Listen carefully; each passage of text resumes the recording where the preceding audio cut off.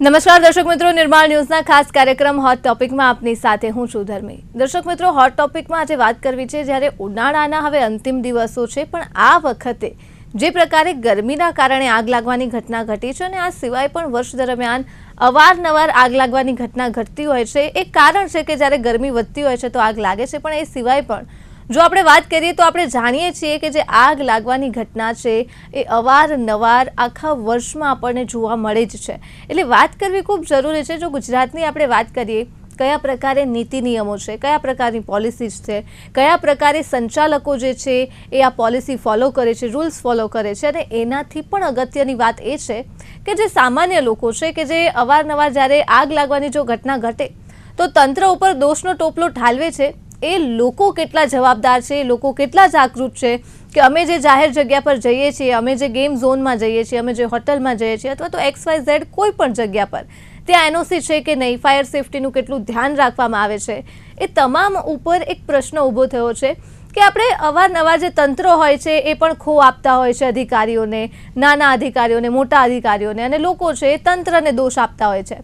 પણ એ બધાની વચ્ચે કોકનો જીવ જાય છે એ હકીકત છે, કોક નિર્દોષ વ્યક્તિ આગના કારણે ભોગ બને છે અને પોતાનો જીવ ગુમાવે છે એ હકીકત છે. એટલે આવનાર સમયમાં આ પ્રકારની કોઈ ઘટના પરિવર્તિત ન થાય, કેમ કે રાજ્યમાં એક વર્ષમાં જ 50 લોકોએ પોતાના જીવ ખોયા છે અને એનું કારણ હતું આગ લાગવાની એ ઘટના.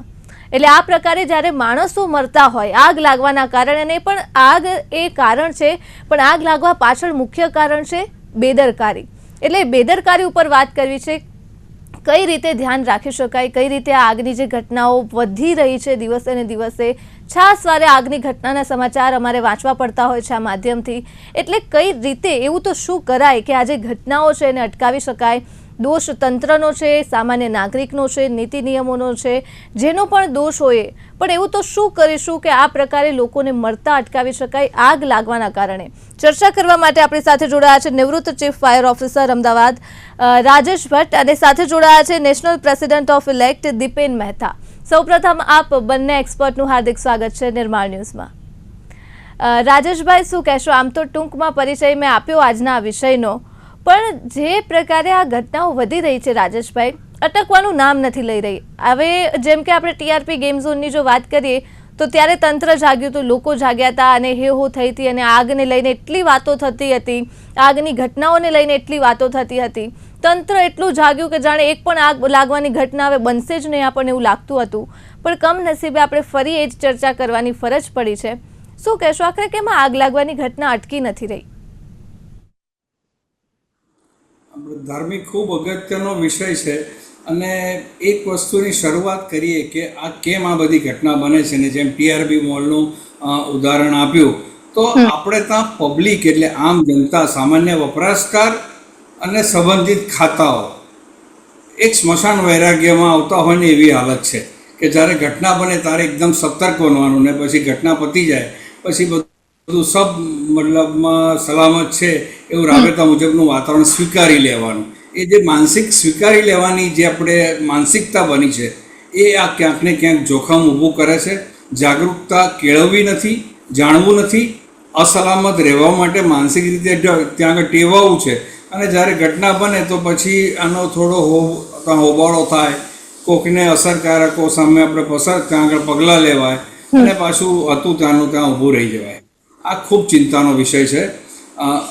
આ કાયમ સલામતી રાખવાની બાબત છે. આપણે આપણી શરીરના સ્વાસ્થ્ય માટે સારામાં સારી ટ્રીટમેન્ટ કે સારામાં સારી દવાના મોલિક્યુલ્સ, ઓરિજિનલ મોલિક્યુલ્સવાળી જો આપણે દવાનો આગ્રહ રાખતા હોઈએ તો ફાયર સેફટીના એ લાઈફ સેવિંગ ઇક્વિપમેન્ટ છે. તમે જે જગ્યાએ વપરાશ કરો છો, ચાહે તમારું ઘર હોય, બંગલો હોય, કે આપણે વ્યાપારિક જગ્યા હોય કે આપણે પબ્લિક ગેધરિંગના લોકેશન હોય, તો ત્યાં સલામતી છે કે નહીં એની થોડી તપાસ કરવાની તો માનસિકતા, જાગૃતતા કેળવવી પડશે. જે રીતે આધુનિકતા તરફ આપણે આગળ વધીએ છીએ સારી વસ્તુ છે, પણ એની જોડે જોખમો જોડાયેલા છે, અને એ જો જોખમો વચ્ચે સલામત રહેવું હોય તો જે જગ્યા ઉપર આપણે વપરાશ કરવા માટે છીએ એ કેટલી સલામત છે, કાર્યરત છે, એ જગ્યાએ ફિટ કરેલા સાધનો. આ કોઈ રોકેટ સાયન્સથી ઓપરેટ થતા સાધનો નથી.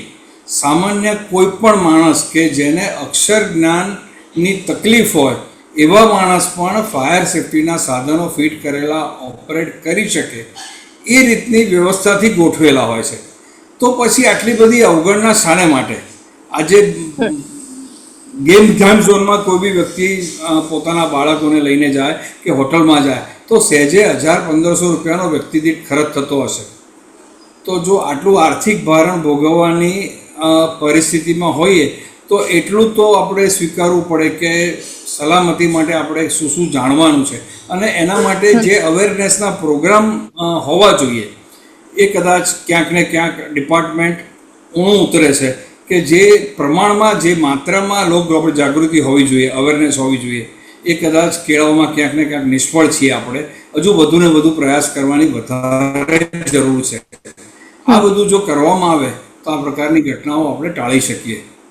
બિલકુલ સાચી વાત છે. શું કહેશો દીપેનભાઈ, જ્યારે આગ લાગવાની ઘટનાઓની જો વાત થતી હોય તો આ આંકડો સામે આવ્યો છે અને અંદાજે જો વાત કરીએ દીપેનભાઈ, 4 મહિનાની અંદર 15-16 હજારથી લઈ 18,000 જેટલા કોલ્સ જે છે એ ફાયર માટેના મળ્યા છે ફાયર વિભાગને. એટલે આટલી બધી ઘટનાઓ ઘટી છે. આ માત્ર 4 મહિનાનો આંકડો છે. હજારોની સંખ્યામાં કેસીસ મળ્યા છે. આખરે એવું તો શું થાય છે, ક્યાં કમી રહી જાય છે? આપણે તંત્ર અને આમ નાગરિકોની બંનેની વાત કરીશું આગળ, પણ એ પહેલાં એ જાણવું છે મુખ્ય એવી તો ક્યાં કમી છે, ક્યાં ખોટ રહી જાય છે જેના કારણે આટલી વિશાળ સંખ્યામાં આગ લાગવાની ઘટના ઘટે છે? આમ એવું છે, આગ લાગવાની જેટલી પણ ઘટના ઘટી છે ને એમાં સૌથી વધુ જો પ્રોબ્લેમ હોય તો ઇલેક્ટ્રિકલનો છે. Electrical installation, short circuit, overloading, આ બધા સૌથી અગત્યના પરિબળ છે. એટલે જ્યારે કોઈ પણ પોતાના ઘરમાં અથવા ઓફિસમાં નાનો પણ ફેરફાર કરાવે, ધારો કે તમે એવું માનો કે તમે ફ્લેટ લીધો અને એમાં 2 એસી નું પ્રોવિઝન હતું અને તમે 3જું એસી લગાવો છો, એનો અર્થ એક તમે ઇલેક્ટ્રિકલ સિસ્ટમમાં ચેન્જ કરો છો. તો તમે જે ચેન્જ કરો છો એને તમારે ફરીથી ચેક કરવાની, તપાસ ચડાવવાની જરૂર છે કે જે લાયસન્સ અથવા જે હોશિયાર ઇલેક્ટ્રિશિયન હોય અથવા રિલેવન્ટ જે કંઈ બી ફિલ્ડમાં એક્સપર્ટ હોય એની પાસે તમે જે કંઈ બી ચેન્જ કરો છો એને પહેલા વેરીફાઈ કરાવો કે હું ચેન્જ કરું છું એનાથી મારી સિસ્ટમમાં કંઈ પ્રોબ્લેમ નહીં થાય. હવે એક ફ્લેટમાં નાનો ચેન્જ કર્યો, એવા તમે માનો કે એક બિલ્ડિંગમાં 40 ફ્લેટ છે, તો 40 ફ્લેટમાં ચેન્જ થાય તો એને આખા બિલ્ડિંગની ઇલેક્ટ્રિકલ સિસ્ટમ પર કેટલો મોટો ઇમ્પેક્ટ આવે એ આપણે વિચારવાની જરૂર છે. અને આ નાના નાના જે ફેરફાર છે એને કારણે ઘણી વાર લોડ છે ને 15-20% વધી જતો હોય. હવે બીજો એક પ્રોબ્લેમ આવ્યો ઇલેક્ટ્રિકલ વ્હીકલનો. એના ચાર્જિંગ માટે પણ તમે એમ માનો કે 5 એસી જેટલો લોડ હું સીધો વધારી દઉં છું. એને કારણે પણ જે ઇફેક્ટ આવે છે, કોઈ પણ જયારે ઇલેક્ટ્રિકલ વ્હીકલ લે અને એનું ચાર્જિંગ સ્ટેશન લગાવે તે લોકો જુએ છે કે એમના વાયરની, ઇલેક્ટ્રિકલ લોડની, બધાની કેપેસિટી વેરીફાઈ થઈ અને પછી મેં લગાવ્યું ના. એટલે જે સૌથી વધુ ઘટના છે ને એ આને કારણે ઘટે છે. જે મોડિફિકેશન ચેન્જીસ આપણે જે સિસ્ટમમાં કરીએ છીએ ને એનું કોઈ જવાબદાર નથી અને એનું કોઈ ઓડિટ નથી થતું. એટલે તમે કહો ને તો આગ લાગે ને ત્યારે સૌથી અગત્યની જે 3-4 મિનિટ છે ને, ફાયર ડિપાર્ટમેન્ટ તો પછી આવે છે. સિસ્ટમ ઇન્સ્ટોલ છે, એનઓસી છે, બધું વર્કિંગ કન્ડિશનમાં છે, વેલ મેન્ટેન છે, ઓપરેટ કોણ કરશે? એટલે જે અમે એક વાત કરી છે ફર્સ્ટ રિસ્પોન્ડર, અમે એક ટ્રેનિંગ સેશન બી Ahmedabad fire and emergency services જોડે ચાલુ કરીએ છીએ કે જે બિલ્ડિંગના સિક્યોરિટી વાળા, લિફ્ટમેન, વોચમેન, હાઉસકીપિંગ વાળા, આ બધા લોકોને ટ્રેન કરો કે જ્યારે આગ લાગે ત્યારે સૌથી પહેલા તો એ લોકો જ પ્રયત્ન કરે, એમના ધ્યાનમાં આવે એટલે આગ પહેલી બુઝવવાનો પ્રયત્ન ત્યાંથી શરૂ થવો જોઈએ.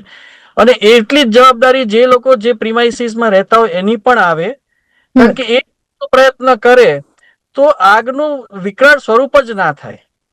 જે પહેલી મિનિટમાં ઇવન તમે જુઓ હમણાં પણ જે અપાર્ટમેન્ટમાં ફાયર થઈ, જો એક્સટિંગ્વિશર વાપરી અને લગાવેલું જ હતું બધું અને ત્યાં જ આગ જો બુઝવી નાખી હોત તો તમારે આગળ આગનું વિકરાળ સ્વરૂપ થાય જ નહીં અને તમારે જાનમાલનું નુકસાન ત્યાંથી જ અટકી જાય.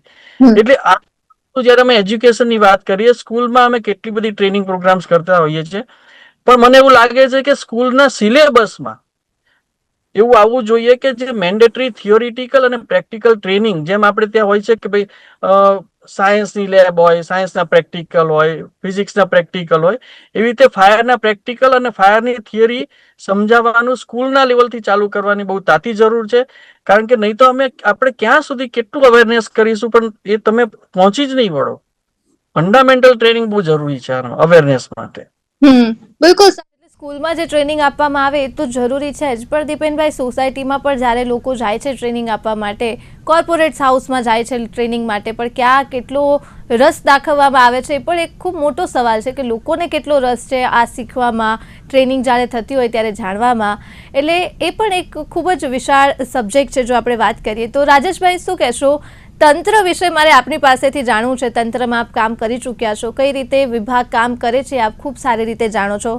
રાજેશભાઈ, ગુજરાતની જો વાત કરીએ તો આપના મતે શું લાગે છે કે તંત્ર જે છે કેટલું સજાગ છે, કેટલું જવાબદારીપૂર્વક કામ કરે છે? આંકડાઓ આપી દેવામાં આવે છે પણ એ માત્ર આંકડાઓ છે કે સાચેમાં ગ્રાઉન્ડ ઝીરો ઉપર તટસ્થ રીતે, પ્રામાણિક રીતે કામગીરી કેટલી થાય છે? ખૂબ મહત્વની બાબત એ થઈ પડે છે કે અત્યારે હાલમાં આ અકસ્માતના બનાવો સામે ગુજરાત ક્યાં ઊભું છે. તો Gujarat fire prevention and life safety measures act ખૂબ જ સારી રીતે બનાવવામાં આવ્યો છે. વખતો વખત જરૂરિયાત પડે એ પ્રમાણે એને અપડેટ પણ કરવામાં આવે છે. આપણે ડિઝાસ્ટર મેનેજમેન્ટ એક્ટ પણ આપણે ભારતમાં સૌથી પહેલાં ગુજરાતે બનાવ્યો હતો અને આપણે ખૂબ જ સારો બનાવ્યો હતો અને એ મોડલ ઉપરથી પછી ત્યાં આગળ નેશનલ એક્ટ બન્યો. એમાં વખતો વખત જરૂરિયાત મુજબ એમેન્ડમેન્ટ કરવું પડતું હોય છે અને કરવું પણ પડશે. પણ એ શું એક્ટ બનાવી દેવાથી પર્યાપ્ત છે ખરું? એક્ટ બની ગયો, તંત્ર અવેરનેસના પ્રોગ્રામ કરીને જે બી સમયાંતરે એની મર્યાદામાં જાહેરાત આપવાની હોય એ લોકો જાહેરાત આપી દે, કે અથવા જ્યારે કોઈ બી જગ્યાએ કોઈ પણ ઇન્ટરેસ્ટ રાખે તો ત્યાં આગળ જઈને એ લોકોને અવેરનેસ કેમ્પેનિંગ કરે, ચાહે એજ્યુકેશનલ બિલ્ડિંગ હોય, હોસ્પિટલ્સ હોય, રેસિડેન્શિયલ બિલ્ડિંગ હોય કે કોમર્શિયલ બિલ્ડિંગ હોય. કે પણ વાસ્તવિકતા એ છે કે જ્યારે અમે લોકો હતા અને અત્યારે પણ જ્યારે સ્ટાફ ત્યાં આગળ અવેરનેસ માટે પહોંચતો હોય છે તો એક કોલોનીમાં કે એક જગ્યામાં જે બી ટોટલ ઓક્યુપન્સી હોય 200-500 જણા કે એક્સ એમાઉન્ટ હોય, ફિગર હોય, તો હાજર ઇન્ટરેસ્ટ લઈને ઊભા રહીને જોવા જાણવાવાળા માંડ 2 કે 3% લોકો હાજર રહેતા હોય. માંડ 25 માણસ આવે, બાકી બધા પોતાના કામમાં કાર્યરત હોય. તો આ બહુ દુઃખદ બાબત છે. લોકોએ જાગૃતતા કેળવવી પડશે. એકલું તંત્રને, આટલા મોટા તંત્રમાં આજે અમદાવાદ શહેરની 1 કરોડની on an average floating population થવા માંડ્યું છે. સ્ટાફ ઓલરેડી 40-45% ઓછો છે. ઇન્ફ્રાસ્ટ્રક્ચર ડેફિનેટલી ઓછું છે, એ આપણે સ્વીકારવું પડશે. તો એની વચ્ચે જ્યારે સઘન પ્રયત્નો બી કરવા પડશે. આવી સ્વૈચ્છિક સંસ્થા દીપેનભાઈની માફક જે વાત કરી એ પ્રમાણે અનેક સંસ્થાઓને જોતરવી પડશે. સ્કૂલ કોલેજ લેવલે એજ્યુકેશનલ પ્રોગ્રામો સિલેબસમાં મૂકવા પડશે. રેગ્યુલર ઇન્ટરવેન્શનમાં, વેકેશનમાં તમે માઉન્ટેનિયરિંગના અને બીજા બધા કેમ્પસમાં તમે આપણે બાળકોને ઇન્ટરેસ્ટ આપણે ઊભા કરો છો, તો સેફટી માટેના પણ કેમ્પેનિંગ આવા આયોજન કરો કે આપણે જેથી કરીને બાળકોને આ બાબતની પણ માહિતી મળે. ગૃહિણી બહેનો માટેના ખાસ કરીને કાર્યક્રમો કરવામાં આવે કે એ લોકો મહદઅંશે ઘરમાં હોય અને આવી ઘટના બને તો આપણે સૌથી પહેલાં વિક્ટીમ એ થતા હોય. ત્યાં તમારા પ્રિમાઇસીસમાં બેઝિક રીતે ઉપયોગમાં હાજર રહેતા પરિબળો કયા? તો સિક્યુરિટી ગાર્ડ છે, તમારો ટેકનિકલ ટ્રેનિંગ સ્ટાફ છે, ઇલેક્ટ્રિકલ સ્ટાફ છે. તો એ લોકોને આ બાબતની પ્રાથમિક માહિતી આપો. આ તબક્કે એક અગત્યની વસ્તુ કહેવાની ઈચ્છા થાય છે કે બધી બાબતમાં આપણે બદલાવ કરી રહ્યા છે ને ઈચ્છીએ બી છે. સિક્યુરિટી ગાર્ડ એક કોમન ફિનોમિના છે, સાયકોલોજીકલ ટ્રીટમેન્ટ છે કે આવતાને ને જતાને જોવાનું ને રોકવાનું. એનાથી વધારે સાયકોલોજીકલ ઇમ્પેક્ટ કે વધારે લીગલ ઇમ્પેક્ટ સિક્યુરિટી મારફતે ઊભો આપણે થતો નથી. કેમ સિક્યુરિટી કમ આપણે ફાયરમેન ગાર્ડની વ્યવસ્થા કરવામાં નથી આવતી કે જે ફાયરનો ક્વોલિફાઈડ માણસ પણ હોય, બેઝિક બહુ મોટું ભણતરની જરૂર નથી, પણ અવેરનેસના બેઝિક કોર્સ કરેલો હોય માણસ કે આઈટીઆઈ હોય કે જે સિક્યુરિટીનું પણ કામ સરળતાથી કરી શકે અને ફાયર ફાઇટિંગનું ઓપરેશનમાં બી જરૂર પડે તો આપણે જોતરાઈ શકે. તો ફાયર કમ સિક્યુરિટી ગાર્ડની પ્રથા જો દાખલ કરવામાં આવે તો પણ ઘણી મોટી ક્રાંતિ કરી શકાય એવી છે. એટલે આ બધી બાબતોના ઓવરઓલ જો કરીએ તો જાગૃતતા સરકારી તંત્ર લેવલે ડિપાર્ટમેન્ટ હોય તો ફાયર એન્ડ ઇમરજન્સી સર્વિસીસે જાગૃતતા માટે હજુ વધુને વધુ સઘન ઝુંબેશ કરવાની જરૂર છે.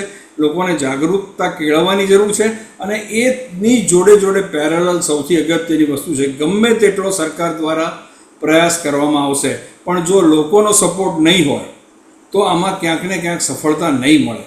તમારે ત્યાં તમારી રકમથી તમારા ખર્ચે ફિટ કરેલી તમારી સલામતી માટેની સાધનોનો ઉપયોગ કરવાની જાણવાની પણ તસદી નથી લેતા લોકો. જેટલા છેલ્લા 6-12 મહિનામાં આગની ઘટનાઓ બની છે તો ત્યાં બેઝિક ફાયર ફાઇટિંગ ઇક્વિપમેન્ટ હોય છે. કમસે કમ એક્સટિંગ્વિશર બી ઓપરેટ કરે ને તો આગ શરૂઆતના તબક્કે ખૂબ નાની હોય છે, એને પ્રાથમિક તબક્કે એટલું વિકરાળ સ્વરૂપ ધારણ કરતી નથી. થોડીક હિંમત અને થોડીક માહિતી સાથે જો એ ફર્સ્ટ એડ ઇક્વિપમેન્ટ જે મૂકવામાં આવેલા છે કે ફાયર એક્સટિંગ્વિશર છે, હોઝરીલ હોઝ છે, ફાયર એલાર્મથી બીજા બધા મેમ્બરોને એની જાણ કરવાની બાબત છે, આવી 2-3 નાની બાબતો માટે જો કોન્શિયસનેસ ડેવલપ કરવામાં આવે તો પણ ઘણું બધું નુકસાન થતું આપણે અટકાવી બિલકુલ સાચી વાત છે. એટલે રાજેશભાઈ, એક મુદ્દો જે ખાસ જાણવો છે, સ્ટાફની જે અછત છે તેના વિશે જે આપણે જણાવ્યું, સ્ટાફની અછત કેમ છે, કયા કારણોસર સ્ટાફ નથી અત્યારે, કેમ કે સ્ટાફ ન હોવો એ પણ એક ખૂબ મોટું કારણ છે કે વિભાગ જે છે પોતાની પૂરતી 100% કાર્યક્ષમતા સાથે કામ નથી કરી શકતું, કેમ કે અન્ય લોકો પર કામનું ભારણ વધે જ્યારે સ્ટાફ ન હોય ત્યારે. એટલે આ સ્ટાફની અછત કેમ છે આપણા ગુજરાતમાં, કયા કારણોસર, એવું તો શું છે કે સ્ટાફની ભરતી નથી થઈ રહી? ખૂબ સરસ મુદ્દો પૂછ્યો, સવાલ પૂછ્યો છે. આપણે ધોરણ 10 અને 12નું જ્યારે પરિણામ આવે તો ધોરણ 10 પછી શું, ધોરણ 12 પછી શું, એના એજ્યુકેશનલ ફેર થાય છે. એન્જિનિયરિંગ લાઇન છે, મેડિકલ લાઇન છે, બીટેક છે, એમટેક છે કે એવી અનેક એકેડેમિક લાઇનોની ચર્ચાના એજ્યુકેશનલ ફેર કરી અને તજજ્ઞો મારફતે એની માહિતી આપવામાં આવે છે. તો ધોરણ 10 પછી, ધોરણ 12 પછી fire engineering, diploma fire engineering, advance diploma fire engineering, graduation in fire engineering, bachelor of engineering, B fire, BTech, MTech fire અને હવે તો પીએચડી સુધી આપણે આ વિષયમાં માહિતી મળે છે, આ વિષયનું ક્વોલિફિકેશન મેળવાય છે. તો આ અંગેના એજ્યુકેશનલ ફેરમાં આ પ્રકારની માહિતી આપી અને વધારે લોકોને, જેમ આપણે આર્મી, નેવી, એરફોર્સમાં ભરતી મેળો કરીએ છીએ તો ફાયરની નિમણૂક અવારનવાર સરકારી તબક્કે કરવામાં આવે છે. તો જેટલા ઉમેદવારો જોઈએ એટલા ક્વોલિફાઈડ અને ફિઝિકલી ફિટ ઉમેદવારો નથી મળતા. તો એની તૈયારી, એનું પ્રોડક્શન કરવાની જવાબદારી કોની? શું પર્યાપ્ત માત્રામાં આપણી પાસે ટ્રેનિંગ સેન્ટર છે? જે ડિમાન્ડ છે એની સામે સપ્લાય મેનેજમેન્ટ કેમ નથી કરવામાં આવતો? આ બાબતે ગંભીરતાપૂર્વક વિચાર કરવો પડશે. જેટલી ડિમાન્ડની જરૂર છે, જેટલી બી જગ્યા ખાલી છે, જેટલા હોદ્દાની જગ્યા ખાલી છે, એટલા હોદ્દાના ટેકનિકલી ક્વોલિફાઈડ કર્મચારીઓ એમ્પ્લોયમેન્ટ જનરેટ થાય એ માટેનું ઇન્ફ્રાસ્ટ્રક્ચર ગોઠવવામાં આવે તો આ જગ્યા પૂરી શકાય. બિલકુલ, ટ્રેનિંગની આપણે વાત કરીએ છીએ, સાચી વાત છે. પણ રાજેશભાઈ, આપણે જ્યાં સ્કૂલમાં ભણાવવાનો મુદ્દો આવે તો સ્કૂલમાં જ એક સવાલ છે કે નાના બાળકો સુધી આ ટ્રેનિંગ કઈ રીતે પહોંચશે, કેવી રીતે થશે? તો પછી આ જે ફિલ્ડની આપ વાત કરી રહ્યા છો એ પણ એક ખૂબ જ અઘરો પડકાર છે આપણા સામે, ખાસ કરીને ગુજરાત રાજ્ય માટે. દીપેનભાઈ, શું લાગે છે જ્યારે આ બધી જ ચર્ચાઓ આપણે જ્યારે કરતા હોઈએ, તંત્ર જે છે એ કઈ રીતે કામગીરી કરી રહ્યું છે? કેમ કે આમ પ્રજાની તો આપણે વાત કરીએ જ છીએ, આપણે જાણીએ છીએ કે એમાં કેટલો રસ છે, પોતાના જીવની કેટલી પરવા છે આમ સામાન્ય પ્રજાને, પણ તંત્ર જે લાયસન્સ આપી દે છે, કેટલા એવા કૌભાંડ સામે આવે છે દીપેનભાઈ કે પૈસા આપીને લાયસન્સ મળી જાય છે, એનઓસી મળી જાય છે, એવા અઢળક દાખલાઓ છે ગુજરાતમાં જ. એટલે આ તંત્ર, ડિપાર્ટમેન્ટ કઈ રીતે એવું તો કામ કરી રહ્યું છે, કઈ રીતે લોકોના જીવન સાથે ચેડા થઈ રહ્યા છે? આમાં હું તમને કહું કે તંત્ર જે રીતે કામ કરી રહ્યું છે, હું સેન્ટ્રલ ગવર્મેન્ટ થી ચાલુ કરું તો 15 ફાઇનાન્સ કમિશનમાં પણ ફાયર ને ઇમ્પોર્ટન્સ આપવામાં આવ્યું છે. છેલ્લા વર્ષમાં 25 થી 30 ગણું બજેટ વધારવામાં આવ્યું છે. નવા ફાયર સ્ટેશન, એના અપગ્રેડેશન માટે ઘણા બધા કામ થઈ રહ્યા છે. મેક ઇન ઇન્ડિયા ઉપર પણ ઘણું બધું કામ થઈ રહ્યું છે અને આવતા વર્ષોમાં તમને એના રિઝલ્ટ બતાવશે. ગયા વર્ષમાં અમે ઘણા બધા રિઝલ્ટ એના જોયા હશે. જે લોકોએ અમદાવાદમાં બી જોયું હશે કે નવા ફાયર સ્ટેશન, ફાયર વ્હીકલ આ બધું થઈ રહ્યું છે. નવા કોડ્સ અને સ્ટાન્ડર્ડ્સ પણ વારે અપડેટ થઈને પબ્લિશ કરવામાં આવે છે અને જે ફ્રીલી અવેલેબલ પણ કરી દીધા છે, એટલે કોઈ ચાર્જીસ નથી, ફ્રી ડાઉનલોડ બી કરી શકાય છે. આ બધું ગવર્મેન્ટ એમના લેવલે કરે છે. પણ મારો એક બહુ જ અગત્યનો સવાલ છે. ચલો, મેં મારા બિલ્ડિંગ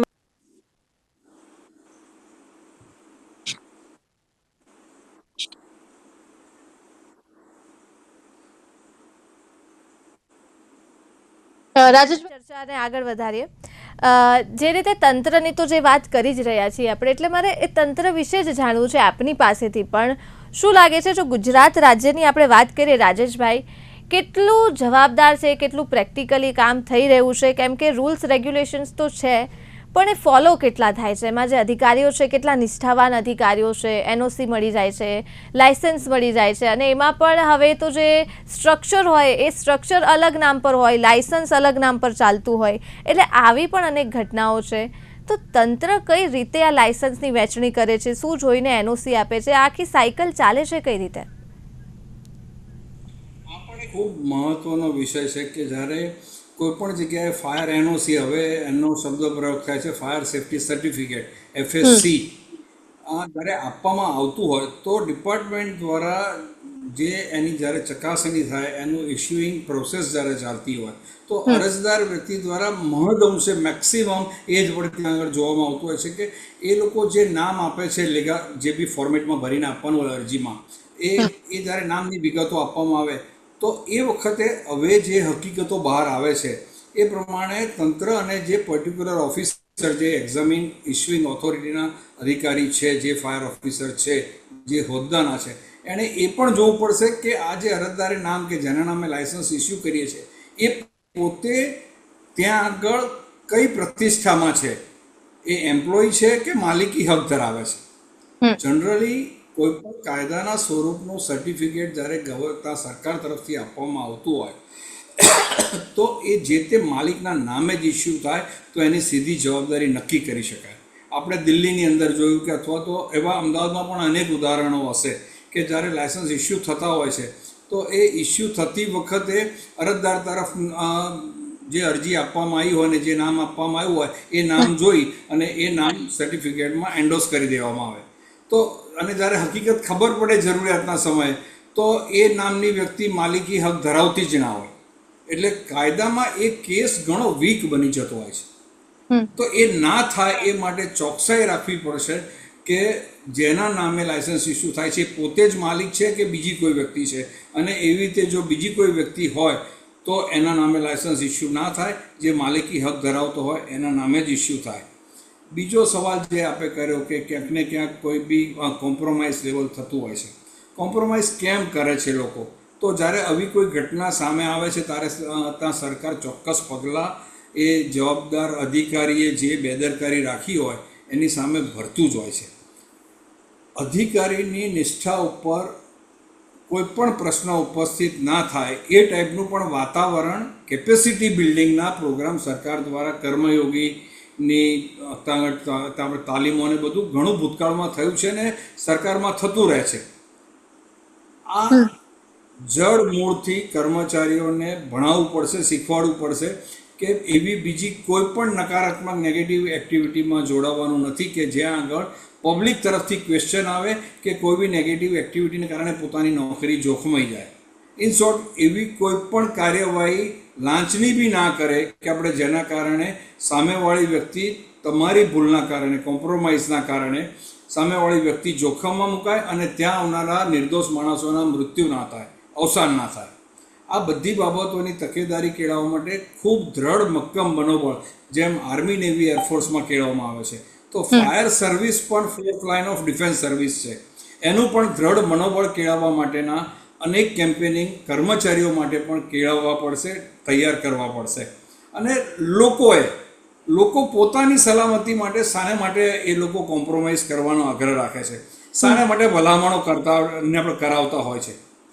આ બાબતમાં એક બાબત મહત્ત્વની ભાગ એ ભજવે છે કે જ્યારે સલામતીનો સવાલ હોય તો ત્યાં આગળ ભલામણ ના હોય કોઈ, અને નિયમ પ્રમાણે જે કોઈ પણ પ્રયત્ન કાર્યવાહી કરવાની હોય, ગુણવત્તાનું કોમ્પ્રોમાઇઝ કર્યા વગર, ક્વોલિટીનું કોમ્પ્રોમાઇઝ, ક્વોન્ટિટીનું કોમ્પ્રોમાઇઝ, આ બધું કર્યા વગર સિસ્ટમ એઝ પર રિક્વાયરમેન્ટ જ ઇન્સ્ટોલ થાય, એની ટેકનિકલ જરૂરિયાત મુજબ કાર્યરત રહે, એનું પ્રોપર એનું મોનિટરિંગ થાય અને એના અવેરનેસ કેમ્પેનિંગમાં એના ટ્રેનિંગ પ્રોગ્રામ થાય કે આપણે જરૂર પડે ત્યારે એ સાધનોનો ઉપયોગ કરી શકે. એ રીતનું એક આખી માળખાગત સુવિધા ઊભી કરવાનો ટાઈમ થઈ ગયો છે. બિલકુલ રાજેશભાઈ, સાચી વાત કરી છે. અને સૌથી વધારે એક વાક્ય મને આપણું રાજેશભાઈ એ ગમ્યું છે કે જે આપે કહ્યું કે સલામતીની બાબતમાં કોઈ ભલામણ ન હોય. આ ખૂબ જ અગત્યની વાત આપે કહી દીધી છે અને ખૂબ જ સુંદર વાત કહી છે. આજની આજે ચર્ચા કરી છે દીપેનભાઈ, રાજેશભાઈ, આ બંનેનો ખૂબ ખૂબ આભાર અમારી સાથે જોડાવા બદલ, ચર્ચા કરવા બદલ. આશા રાખીએ કે આજે જે પણ પ્રકારની ચર્ચા કરવામાં આવી છે, આગ લાગવાની ખાસ તો જે ઘટના છે, કેમ કે ભોગ નિર્દોષ લોકો બની રહ્યા છે, નિર્દોષ જે માસૂમ લોકો હોય છે પોતાનો જીવ ગુમાવે છે. તંત્ર પણ પોતાની જવાબદારી સમજે, જે કોઈ પણ આજે એક્સપર્ટ દ્વારા જે સલાહ સૂચન એડવાઇસ આપવામાં આવી છે. અને સામે પક્ષે જો વાત કરીએ તો આમ પ્રજા જે છે, સામાન્ય નાગરિકો છે, એ પણ પોતાના જીવ માટે થોડા જવાબદાર બને, કેમ કે ખૂબ બેપરવા છીએ આપણે જ્યારે આગ લાગવાની ઘટનાની જો વાત કરીએ તો. કેટલા લોકો જાણે છે ફાયર એક્સટેન્શન જે છે કઈ રીતે ચલાવવું જોઈએ, કઈ રીતે થાય છે, જો આગ લાગે તો કઈ રીતે કામ કરવું, કઈ રીતે સૂઝબૂઝથી કામ લેવું, એ પણ એક ખૂબ મોટો સવાલ છે. એટલે આશા રાખીએ કે આવનાર સમયમાં આગ લાગવાની આ જે ઘટના છે તેના પર કાબુ મેળવી શકાય, આગ લાગવાની ઘટનામાં ઘટાડો થાય અને સૌથી વધારે તો મહત્વનું તંત્ર દ્વારા ઠોસ અને મજબૂત કામ થાય, તે પ્રકારની આશા સાથે હાલ મને આપશો રજા. નમસ્કાર.